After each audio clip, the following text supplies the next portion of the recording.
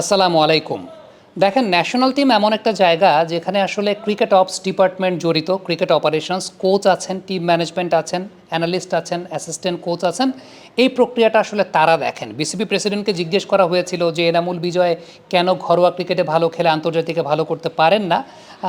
President কিন্তু বলেছেন যে আমি বিসিবি প্রেসিডেন্ট, আমার তো এইসব বিষয় দেখার কথা না, এইসব বিষয় দেখার জন্য টিম আছে এবং তাদের কাজে তিনি হস্তক্ষেপ করেন না। সুতরাং আমাদেরও প্রেসিডেন্টের অ্যাডভাইজার হিসেবে আসলে সেসব কাজে বা ন্যাশনাল টিম কেন্দ্রিক জায়গায় হস্তক্ষেপ করার কোনো সুযোগ নেই, কারণ ওইটা একটা ইন্ডিপেন্ডেন্ট বডি, তাদেরকে তাদের কাজ করতে দেওয়া উচিত। কিন্তু ব্যক্তিগত জায়গা থেকে অ্যাজ অ্যান অ্যানালিস্ট আপনি যদি আমাকে অ্যানালাইসিস করতে বলেন, টেস্ট ক্রিকেটে বাংলাদেশের ওপেনিং বা টপ অর্ডার সার্কিটটা সবচেয়ে ভালনারেবল, ওপেনিংটা সবচেয়ে ভালনারেবল।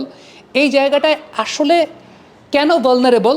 এবং টেস্ট ম্যাচ ক্রিকেটে আমরা একটা কথা বলি যে আমাদের ঘরোয়া ক্রিকেট এবং আন্তর্জাতিক ক্রিকেটে মানের অনেক পার্থক্য। আসলে সলিউশনের জায়গাটা কোথায় হতে পারে?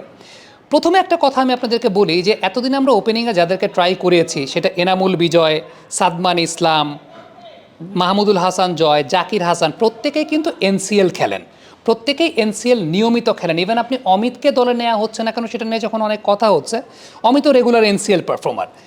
এই যে প্লেয়ারদের কথা বললাম রেগুলার এনসিএল পারফর্মার, তারা কিন্তু ইন্টারন্যাশনাল ক্রিকেটে এসে ভালো করেন না বা ভালো করতে পারছেন না। অন্যদিকে আপনি যদি চিন্তা করেন, খুব ইন্টারেস্টিং ব্যাপার, এনসিএল খেলেন না নাজমুল শান্ত, রেগুলার পারফর্মার টেস্ট ম্যাচ ক্রিকেটে তারাই পারফর্ম করেন। লিটন কুমার দাস নিয়মিত এনসিএল খেলেন না, তিনিই পারফর্ম করেন টেস্ট ক্রিকেটে।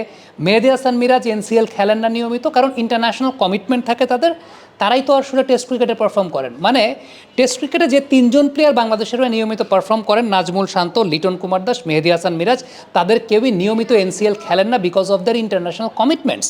তো তারা টেস্ট ম্যাচ ক্রিকেটে এসে ভালো খেলেন, আর যারা এনসিএল খেলেন তারা ভালো খেলতে পারেন না। What's the reason? কারণটা কি? কারণটা যদি আপনি আমাকে সহজ বাংলায় বলতে বলেন, সেটা হচ্ছে যারা ইন্টারন্যাশনাল ক্রিকেট খেলেন অন্য যে কোনো ফরম্যাটেই হোক, সাদা বলে বা যেখানেই হোক, তারা কোয়ালিটি বোলিং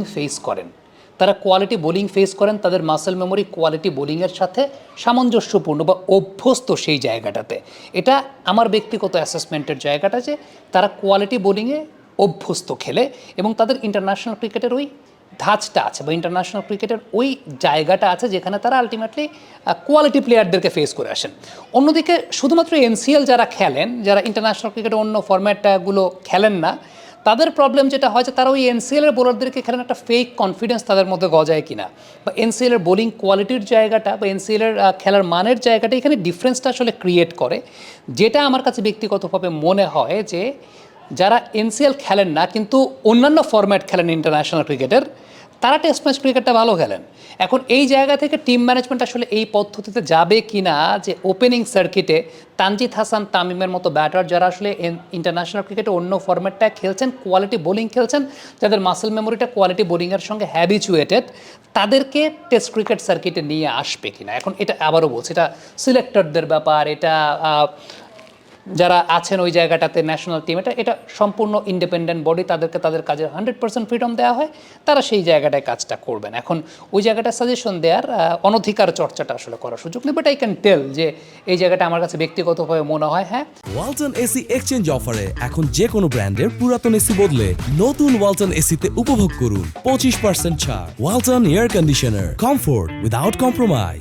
আরেকটা জায়গা আমরা যেটা করতে পারি সেটা হচ্ছে যে এনসিএল বা বিসিএলে বাংলাদেশ ক্রিকেট বোর্ড একটা ইনভেস্টমেন্ট করতে পারে। সেটা অবশ্যই আমি আমার জায়গা থেকে প্রপোজাল দেওয়ার চেষ্টা করব যে একটা ইনভেস্টমেন্টের জায়গাটা এরকম যে প্রতি টিমে অন্তত একজন করে বিদেশি পেস বোলার খেলানোর ইনভেস্টমেন্টের জায়গাটা। এনসিএল বা বিসিএলে প্রতি টিমে যদি একজন করে অন্তত বিদেশি পেস বোলার, ব্যাপারটা যদি দুজনও হয়, একজন বিদেশি পেস বোলার এবং একজন ব্যাটসম্যান বিদেশি। দেখেন কাউন্টি ক্রিকেটে কিন্তু একজন করে বিদেশি খেলার নিয়ম আছে। আমরা এর আগে দুলীপ ট্রফিতে ইন্ডিয়াতে দেখেছিলাম, সেখানেও বিদেশি খেলানোর নিয়ম ছিল, আমাদের এনামূলক জুনিয়র খেলেছিলেন। সো আলটিমেটলি ফ্যাক্টর জায়গাটা ওইখানে যে ইফ এটাকে আমরা আরেকটু কম্পিটিটিভ করতে চাই, বা আমরা যদি চিন্তা করি যে এই জায়গাটার বিশেষ করে নতুন বলে বোলারদের, ব্যাটসম্যানদের যেহেতু সবচেয়ে বড় প্রবলেমের জায়গা, সো এনসিএল বা বিসিএলে সবচেয়ে ইম্পর্টেন্ট আমার কাছে ব্যক্তিগতভাবে যেটা মনে হয় যে বাংলাদেশ ক্রিকেট বোর্ডের এটা ইনভেস্ট করতে হবে, যেহেতু এটা বিসিবির টুর্নামেন্ট।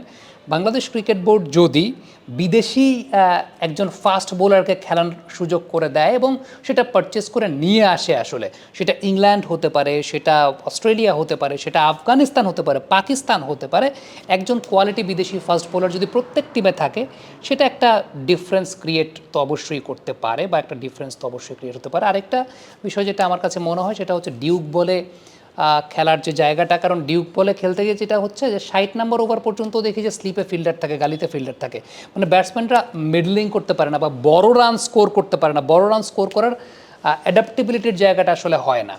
সো ওই জায়গাটা আমার কাছে মনে হয় যে we should be back to Kookaburra. এবং ইম্পর্ট্যান্ট ফ্যাক্টের জায়গা যেটা আমার কাছে মনে হয় যে একটু ইনভেস্টমেন্টের দরকার আছে এনসিএল বা বিসিএলে।